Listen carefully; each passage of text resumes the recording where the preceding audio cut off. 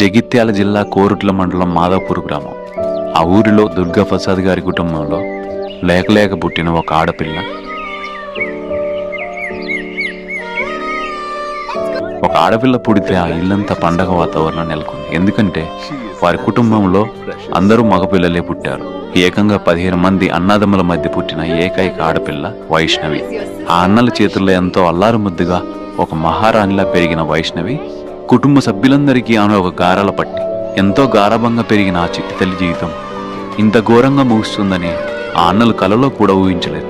అదే కోరుట్లలోని అయ్యప్పగుట్ట ప్రాంతానికి చెందిన హరిబాబు స్థానికంగా ఒక ప్రైవేట్ ఆసుపత్రిలో రిసెప్షనిస్ట్గా పనిచేసేవాడు.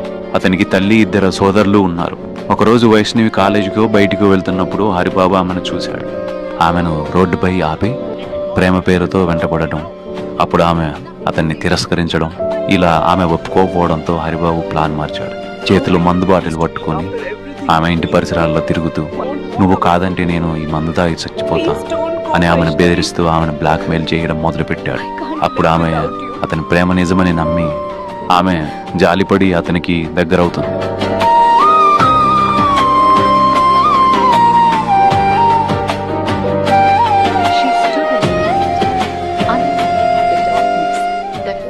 ఈ విషయం తెలిసి ఇరు కుటుంబాల మధ్య వ్యత్యాసాలు ఉండటంతో వైష్ణవిని ప్రాణంగా చూసుకునే ఆ అన్నలు అలాగే తల్లిదండ్రులు ఈ పెళ్లి వద్దని ఎంతో వారించినా ఆమె వినలేదు.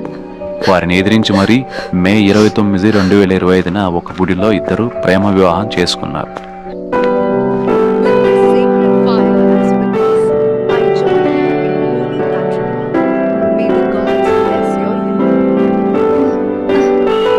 పెళ్ళైన తర్వాత హరిబాబు తన ఇంటికి తీసుకెళ్లాడు. కాని తల్లి వారిని ఇంట్లోకి రానివ్వలేదు.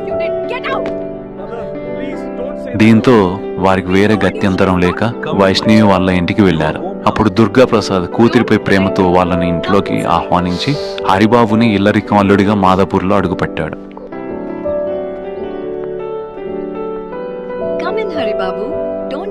పెళ్ళైన కొద్ది రోజులకి ఇద్దరు కలిసి ఒక యూట్యూబ్ ఛానల్ ప్రారంభించారు. తమ దైనందిన జీవితాన్ని వ్లాగ్స్, షార్ట్స్ రూపంలో పెట్టేవారు. వారికి రోజు ఆదరణ పెరిగిపోతూ సబ్స్క్రైబర్స్ పెరిగిపోతూ ఉన్నారు.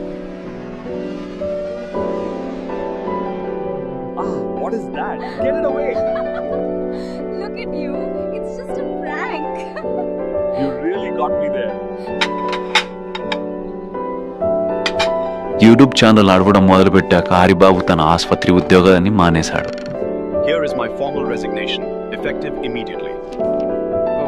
ఆ తర్వాత మెల్లగా అతని అసలు స్వరూపం బయటపడింది. ప్రేమ ముసుగు తొలగిపోయి కట్నం దాహం మొదలైంది. పెళ్ళైన కొన్ని నెలలకి హరిబాబు ఫోన్లో వాళ్ళ అమ్మ, అన్నలతో మాట్లాడడం, వాళ్ళు హరిబాబును రెచ్చగొట్టడం చేసేవారు. హరిబాబు రాత్రిపూట వైష్ణవితో కట్నం తీసుకురమ్మని గొడవ పెట్టేవాడు. ఆమె బాధ చూడలేక ఆమె తండ్రి దుర్గాప్రసాద్ అప్పు చేసి మరీ 5 లక్షలు అప్పు చేసి మరీ మాదాపూర్ శివార్లో 2 గుంటల పొలం కొని హరిబాబు పేరు మీద రిజిస్ట్రేషన్ చేసి ఇచ్చాడు. అది ఇచ్చినా కూడా హరిబాబుకి సంతృప్తి చెందలేకపోయాడు. నాకు పాత అప్పులున్నాయి, దానికి ఇంకో 5 లక్షలు క్యాష్ కావాలి అంటూ వైష్ణవిని దారుణంగా వేధించడం మొదలుపెట్టారు.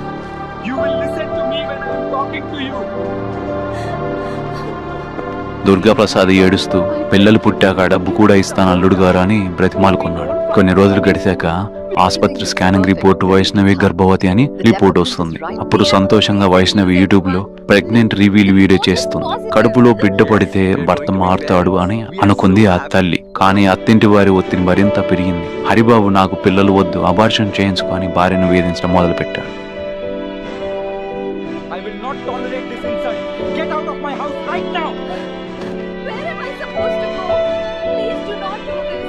ఇంట్లో జరుగుతున్న ఈ దారుణమైన గొడవలను కూడా కప్పపుచ్చుకుంటూ వాటిని అబార్షన్ ఫ్రాంక్ పేరుతో యూట్యూబ్ లో అప్లోడ్ చేసేవారు. ఒకసారి హరిబాబు ఫోన్ కు పాస్వర్డ్ పెట్టడంతో ఏదో అఫైర్ ఉందనే అనుమానంతో వైష్ణవి గొడవ పడుతుంది. ఈ నిజమైన గొడవను కూడా ఫ్రాంక్ వీడియోగా పెట్టారు. దీన్ని సబ్స్క్రైబర్స్ చూసి ఎంజాయ్ చేసి ఇవి ఫ్రాంక్ వీడియోలని ఆమె జీవితంలో పడుతున్న వాస్తవాలని గ్రహించలేకపోయారు ఎవరు కూడా. ఇక మార్చి 16వ తారీఖు రాత్రి సమయం 11 దాటింది. గదిలో వైష్ణవి, హరిబాబు వీరిద్దరూ మరలా అదనపు కట్నం 5 లక్షల కోసం హరిబాబు దారుణంగా గొడవ పెట్టడం మొదలుపెట్టాడు. అందరూ పడుకున్న తర్వాత తెల్లవారుజామున హరిబాబు నిద్రలేచి కిచెన్లోకి వెళ్ళి ఒక పదునైన కత్తి తీసుకున్నాడు.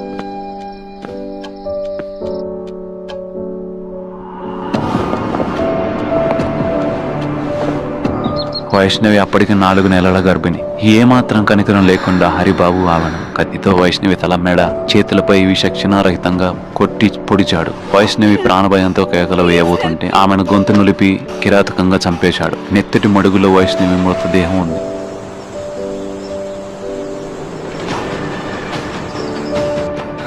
ఉదయం 6 గంటలకు హరిబాబు తన బట్టలపై ఉన్న రక్తం చూసుకొని కంగారుగా తలుపులు తీసుకొని బయటికి వచ్చి తన బైక్ స్టార్ట్ చేసుకొని వేగంగా ఇంటి నుండి పారిపోయాడు.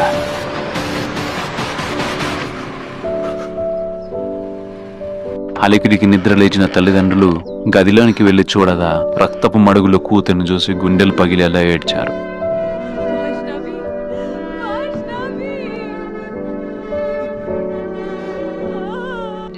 ఆసుపత్రికి తీసుకువెళ్లారు, కానీ డాక్టర్లు మరణించినట్లు ధృవీకరించారు.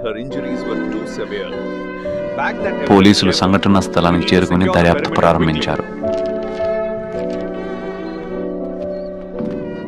పారిపోయిన హరిబాబును కోరుట్ల శివారులోని కోనలావుపేట క్రాస్ రోడ్డు వద్ద ఉన్న ఒక ఇంట్లోకి దూరి బెడ్రూమ్ లో కత్తిని అలాగే రక్తపు బట్టలను దాచిపెట్టాడు. మియాపూర్ ప్రాంతంలో బైక్ పై తిరుగుతూ పోలీసులు కళ్ళుగప్పి ప్రయత్నం చేశాడు. కానీ మంగళవారం రాత్రి పక్కా సమాచారంతో పోలీసులు కోరుట్ల శివారులో హరిబాబును అరెస్ట్ చేయడం జరిగింది. దాచిపెట్టిన కత్తిని స్వాధీనం చేసుకున్నారు. హరిబాబు ఇచ్చిన వాంగ్మూలం ఆధారంగా హత్యకు ప్రేరేపించిన అతని తల్లి అలాగే అన్నలు ముగ్గురుపై కేసు నమోదు చేసి అరెస్టు చేశారు. ఆ తర్వాత హరిబాబు కరీంనగర్ జైల్లో రిమాండ్ ఖైదీగా ఉంచారు.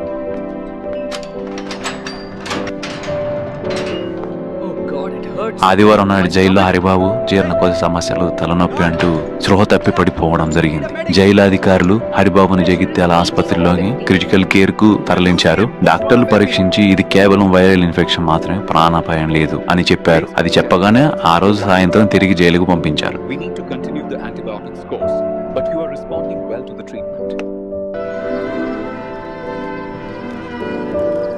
ఇక మరోవైపు మాధపూర్ గ్రామంలో వైష్ణవి సమాధి. వైష్ణవి తమ్ముడు ఆమెకు ఎంతో ఇష్టమైన స్వీట్లు పండ్లు తీసుకొచ్చి సమాధి మీద పెట్టి ఆ సమాధి రాయిని పట్టుకుని లేచి ఇవి తినక్క ఒకసారి రావి అంటూ ఆ పసివాడు గుండెలు బాదుకుంటూ ఏడ్చాడు.